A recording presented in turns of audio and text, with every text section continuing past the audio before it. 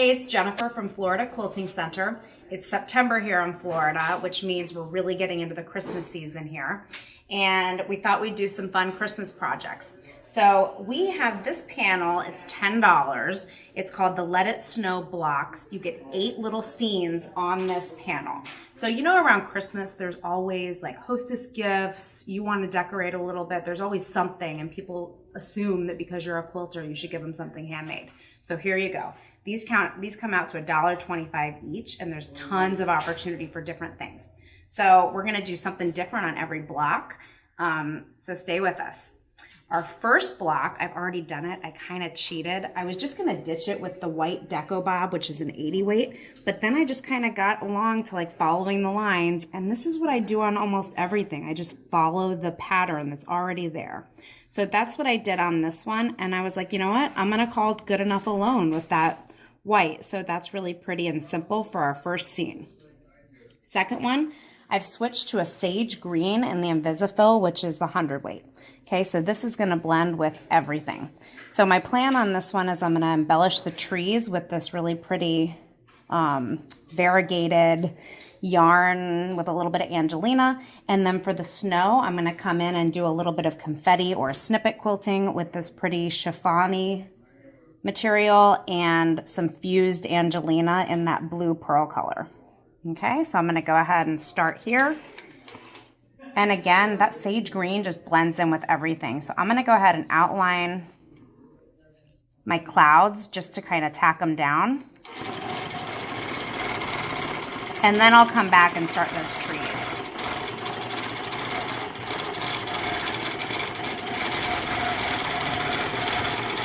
And again, I'm just following the natural pattern, and you can go over the same cloud part a couple times. Like it's just gonna kind of make it look sketchy.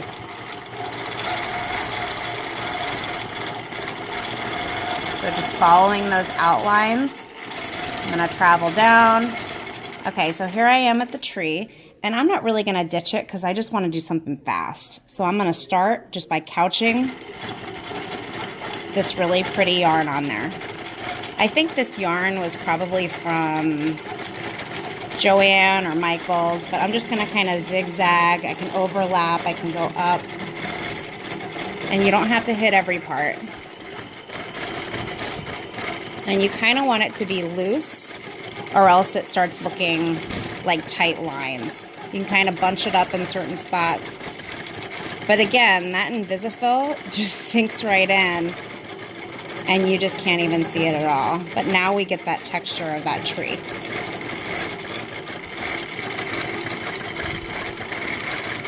See, I got a little straight there, so it looks kind of jumbled. Okay, so that's the technique on the tree. I'm gonna hop ahead, and I'm just gonna travel down this house. Now, I'm probably gonna go back and just kind of outline this house and some of the details with the green, but I won't make you stay around for that. So confetti quilting, all you're gonna do is, if I have my cutting table, I'd probably go with a rotary cutter and just go back and forth, back and forth. But since we're here and I just kind of wanted to show you, I'm gonna do strips, okay? And then I'm gonna do the same thing with the Angelina. So just kind of little snippets. They called it snippet quilting for a reason, right? Snippets, confetti, all different sizes, shapes. Okay, that's enough just to show you. Okay, so then I'm just gonna kind of throw, you know, 1 or 2 of these down at a time. And then again, I'm just gonna follow kind of the shape of the snow, just kind of back and forth. Okay, I'm gonna throw in some of that chiffon, but you could use anything. You could use lace, you could use regular chiffon. I kind of want to bunch it up in a couple places. See how I did that, where I kind of flipped it up? But that just creates kind of a cool texture. Okay, I'm gonna outline this little snowman while I'm over here. And just like everything, you don't want to add too much because then it loses that special embellishment if it's all embellished.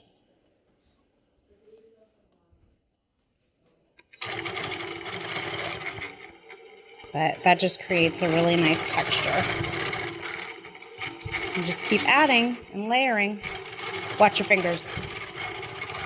All right, so I'm going to keep doing this, and then we'll show you the finished project and go on to the next one. Okay, so I finished my second block. These are going so fast, and I'm keeping them really simple because I want them to go fast and not spend a lot of time on them, because people are going to be happy with this, and I will be happy with this. So all I did was I outlined the house. I added some of that Angelina fusing confetti and then some of that green yarn on the trees. So it came out great. Now I'm ready for my third one. So this one, again, I'm using that green 100-weight thread, which just blends with everything. I'm going to go ahead and outline the mailboxes, the trees, and then the snow. That's all I'm going to do to that. I want the focus to be on this covered bridge. So I'm going to go back in with the red metallic and a couple different shades of roving. This is the WonderFil Spotlight metallic.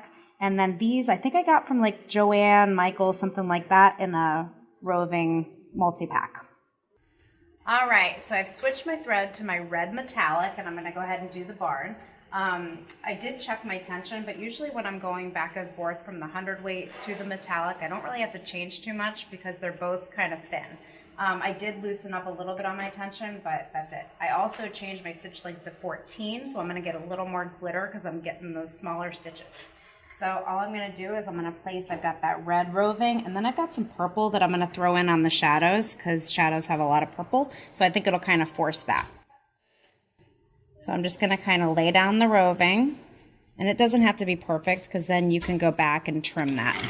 And then I'm going to follow kind of I'm going to follow the pattern of the fabric. There's kind of I don't know, like paint marks or something, brush marks. And you can go thicker in some spots, but it's kind of matchstick-esque.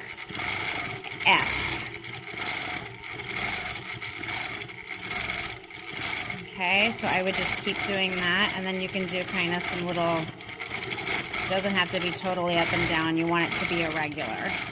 Okay, and then I'm going to throw in a little bit of the darker color in that shadow, that purple. And these came in the same pack, it was like a red and purpley mix. And I'm not going to switch thread because, again, I just want it to be really quick. And that red will help tie that shadow into the rest of the barn.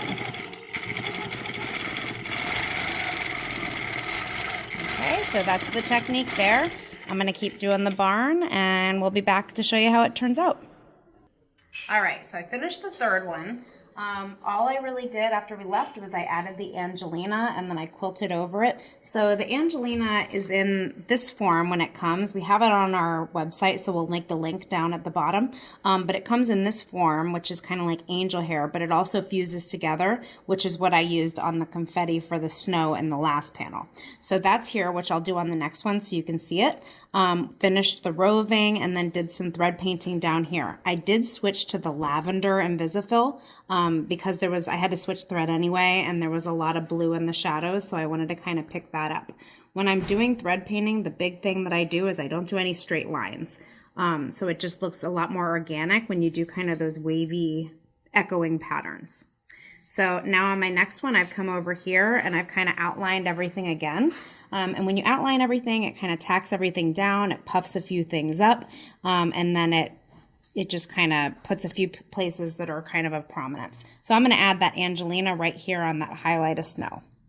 So I'm going to go ahead and come over here. There's my thread. I'm going to pick up. And then I'm going to go ahead and secure. And then the Angelina really kind of works like roving, only it's a little bit more finicky. It tends to move a little more. But you just kind of place it where you want it. And then again, in that same pattern, I'm going to kind of go back and forth. And this is kind of a McTavishing swirl. I use this a lot, but it's just kind of echoing waves. And it really kind of disappears once you get far away. So I'm going to travel up here. And then the next thing I wanted to do was I'm going to tack some of this pretty blue shiny yarn on. And that's going to look kind of like the snow coming off the roofs. So I'm going to travel to where I need to be. And again, with this Invisafil, you can just keep going over the same spot so you can keep traveling. And I'll kind of come up here. And then I'm going to go ahead and trim here. And then I'll add it on the next one.